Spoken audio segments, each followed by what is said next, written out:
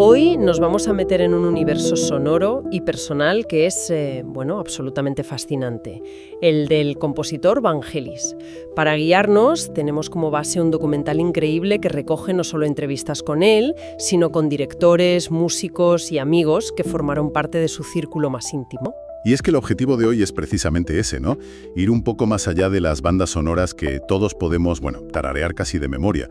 La idea es intentar comprender la filosofía de un artista que se veía a sí mismo casi como un medium, un simple canal para la música.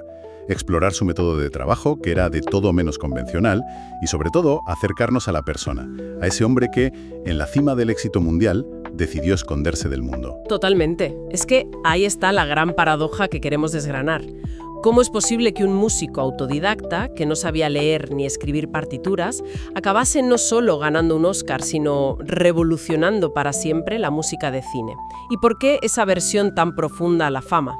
Vamos a intentar entender qué era la música para él, en su sentido más puro. Pues si te parece, empecemos por ahí, por la persona. Cuadernos de conversaciones. Cuadernos de conversaciones. Cuadernos de conversaciones. Cuadernos de conversaciones te trae ideas bien contadas, fiables y mezcla el rigor humano con la tecnología IA para despertar tu curiosidad.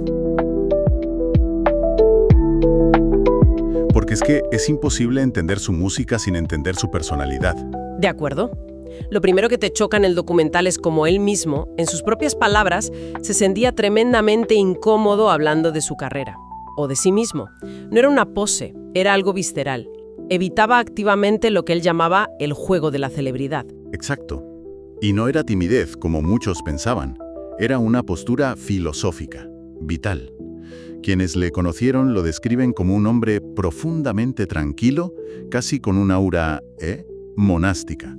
Daba la sensación de que vivía en su propio mundo interior, como si estuviera permanentemente escuchando, y esta es una frase que usan, la música de las esferas. Tenía esta creencia profunda de que la música no es algo que se crea o se posee. Es una idea potentísima. Él decía que la música es un código universal que existe independientemente de nosotros, que de hecho nos ha creado a nosotros, y que su único papel en todo eso era ser una especie de radar. Su trabajo era simplemente estar disponible, encender el radar y captar ese mensaje que ya estaba ahí. ¡Qué idea tan potente! Pero a la vez, qué difícil de encajar en una industria que se basa precisamente en lo contrario, ¿no? En el ego, en el yo soy el genio creador, en la firma. Me imagino que ese choque tuvo que ser brutal para él. Brutal. Y lo fue. Esta visión del mundo chocaba frontalmente con la industria musical. Era increíblemente crítico con la comercialización, con esa tendencia a convertir el dinero en la única razón de ser. En el documental llega a decir algo muy fuerte, que la música puede ser terapéutica, pero que en manos del negocio puede convertirse en un arma mortal. Es que esa desconfianza no era solo teórica, ¿sabes? Tenía una base personal muy, muy dolorosa. El documental revela una historia que te deja helado. Un amigo de la infancia, alguien de su máxima confianza, se convirtió en su manager y, básicamente, le estafó hasta el último céntimo de su fortuna antes de desaparecer sin dejar rastro. ¡Uf, qué golpe! Eso tiene que dejar una cicatriz imborrable. Explica muchas cosas. Absolutamente todo. A partir de ese momento se convirtió en una persona increíblemente generosa con su círculo de amigos de verdad, pero a la vez profundamente receloso y desconfiado con el mundo exterior, con la industria. Se protegió en lo que sus allegados llamaban su capullo. Su estudio no era solo un lugar de trabajo, era su refugio, su fortaleza. Y es fascinante pensar cómo esa necesidad de protegerse y de ser tan introspectivo daba forma a su manera de crear, porque su método, por lo que se cuenta, era igual de único, ¿no? Completamente. Aquí es donde rompe todos los moldes. Y llegamos a un punto que, para mí, es alucinante y que el documental deja muy claro. Hablamos de un gigante de la música, que no tenía formación musical académica, no sabía leer ni escribir una partitura. ¿Cómo es eso posible siquiera? A ese nivel de complejidad orquestal, de texturas, parece casi un milagro. Pues era posible porque su proceso era radicalmente distinto al de cualquier otro compositor. Al no poder escribir la música en un papel para que una orquesta la interpretara después, se veía obligado a que todo el proceso fuera espontáneo y en tiempo real. Él no componía, él era la música en ese instante. Creaba, interpretaba y grababa todo a la vez. O sea que no había un borrador en papel. La primera vez que la música existía ya era la versión definitiva. Exactamente. Hay una anécdota increíble que cuenta el violinista Julian Lloyd Webber. Dice que un día Vangelis le llamó por teléfono para proponerle una colaboración.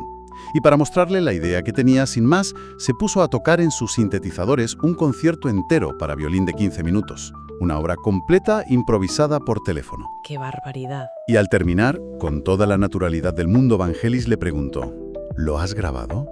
Es alucinante. Da por hecho que el otro está preparado para capturar ese momento único e irrepetible. Pero claro, para poder hacer algo así, para tener una orquesta sinfónica entera en la punta de los dedos, necesitaba una herramienta a la altura. Y ahí es donde entra el sistema. El sistema, sí. Su estudio no era un estudio de grabación al uso. Quienes lo vieron lo describen como la cabina de mando de una nave espacial. Era un enorme conjunto de sintetizadores, teclados y módulos de sonido, todos interconectados de una forma que solo él entendía y que había diseñado él mismo a lo largo de los años. Era su instrumento, no un piano, no una guitarra. Su instrumento era el estudio entero, ¿no? Eso es. Le permitía tener una paleta infinita de sonidos al alcance de la mano, de forma inmediata. Podía pasar del sonido de un oboe a una percusión atronadora o a un sonido completamente nuevo, alienígena, con solo pulsar un botón. No había que esperar a nadie. Y claro, cuando aplicas eso al cine, la cosa cambia por completo. Directores como Ridley Scott lo explican en el documental y la diferencia es abismal. Cuentan que el proceso habitual es que el compositor se sienta al piano, toca una melodía y dice: imagina que aquí suenan las trompetas y aquí la sección de cuerdas. Pero con Vangelis no había que imaginar nada. Él pedía que le proyectaran la escena de la película en una pantalla en su estudio. Se sentaba ante el sistema y componía directamente sobre la imagen, creando la banda sonora definitiva con todos sus arreglos en ese mismo momento. Era una reacción puramente instintiva, emocional. No había filtro intelectual, no había partituras, pura emoción traducida en sonido. Y esa pureza instintiva es la que se escucha, por ejemplo, en una banda sonora que lo cambió todo, como la de Carros de Fuego. Pensemos en esa película. La historia de su producción es casi un milagro. Fue un proyecto pequeño, británico, rechazado por todos los grandes estudios. Nadie daba un duro por ella. Y sin embargo, se convirtió en un fenómeno mundial, en gran parte gracias a esa música. Y lo más increíble es el origen de esa melodía principal, tan icónica, ¿no? Años después, el propio Vangelis confesó que en realidad compuso ese tema como un requiem para su padre, que había sido atleta olímpico y había fallecido poco antes. O sea que era algo profundamente personal. Una pieza sobre el duelo y el recuerdo. Exacto. ¡Qué increíble! Una pieza que nace del dolor personal se convierte en un himno universal a la superación y la victoria. Es la prueba de que cuando la emoción es auténtica, conecta con todo el mundo sin importar el contexto original. Y esa película y esa banda sonora cambiaron las reglas del juego en Hollywood. Demostró dos cosas. Primero, que una banda sonora completamente electrónica, creada por una sola persona, podía tener la misma o más fuerza emocional que una orquesta sinfónica. Y segundo, que podía ganar un Oscar. Un Oscar que, por cierto, y esto es muy Vangelis, no fue a recoger. Se quedó durmiendo en su casa de Londres. Cuando le preguntaron por qué, dijo que le aterrorizaba la idea de volar y que además estaba convencido de que iba a ganar John Williams. No le interesaban lo más mínimo esas ceremonias. Refuerza esa idea del juego de la celebridad que tanto detestaba. Ese fue el cenit de la colaboración positiva entre Vangelis y el cine, pero el polo opuesto, la cara oscura de esa relación, la vivió con su siguiente gran proyecto, Blade Runner. Blade Runner. Una experiencia que él mismo describe en el documental como muy, muy dolorosa. Es curioso porque la banda sonora es una obra maestra absoluta, pero el proceso fue una pesadilla. Fue una pesadilla para todos. El rodaje estuvo plagado de tensiones, de presiones brutales por parte del estudio. La situación llegó a tal punto que justo al terminar la película despidieron al director, Ridley Scott, y al productor. El estudio tomó el control, impuso un final feliz que no tenía ningún sentido y metió una voz en off explicativa que el propio Harrison Ford detestaba grabar. Claro. Él decía que sentía que estaban tratando al público como si fuera estúpido. Es el ejemplo perfecto de ese conflicto entre arte y comercio que tanto le preocupaba a Vangelis. Totalmente. Pero, y aquí viene lo mágico del cine. En medio de todo ese caos, de esa carnicería comercial, surgió de forma casi espontánea uno de los momentos más bellos de la historia del cine. el monólogo de Lágrimas en la lluvia. Que no estaba en el guión original, ¿verdad? No estaba. El guión original era mucho más técnico, más frío. Fue el actor, Rutger Hauer, quien la noche antes de rodar reescribió el monólogo. Lo acortó y añadió esa última línea icónica. Todos esos momentos se perderán en el tiempo, como lágrimas en la lluvia. Se lo presentó a Ridley Scott en el set y a este le pareció tan emocionante que decidió rodarlo así, sin que el estudio se enterara. Fue un acto de pura creación artística en un entorno de destrucción comercial. Y la música de Vangelis para esa escena es simplemente sublime. Es que su creatividad no se limitaba a la música, y esto es algo que el documental explora y que yo personalmente no conocía. Vangelis era también pintor. Pintó durante toda su vida, de forma constante. Sí, era una faceta fundamental de su ser creativo, pero también la más íntima y protegida. Se negó a exponer sus cuadros durante décadas, y la razón que daba es muy reveladora. Decía que exponer su pintura era como desnudarse en medio de la plaza del pueblo. Vaya. Su arte pictórico era algo tan personal, tan suyo, que la idea de someterlo al juicio público le parecía una profanación. De nuevo, el capullo. Proteger lo íntimo, lo auténtico, de la mirada exterior. Y esa idea se extendía a toda su visión de la cultura. Especialmente en lo que respecta a sus raíces. Estaba profundamente conectado con su identidad griega, pero no con la imagen superficial y turística de Grecia. Era muy crítico con lo que él llamaba de forma despectiva la epidemia de la música de Bouzouki. Ya.